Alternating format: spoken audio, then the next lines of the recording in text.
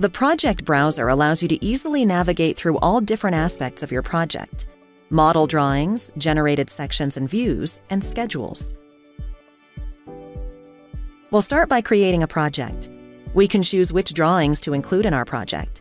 We should only include 3D BIM models. All associated sections and views will be added to the project automatically. The project browser consists of 4 segments: sections, schedules, sheets, and models.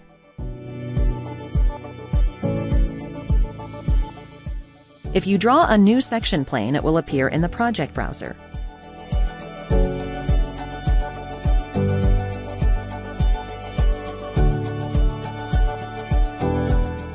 Generating this section will create a sheet that also appears in the project browser.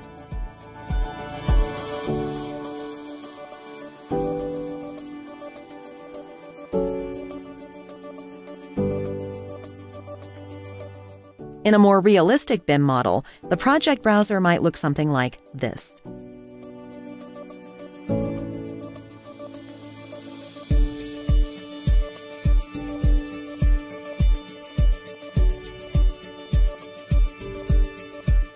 It is still possible to change the associated models after the project has already been created.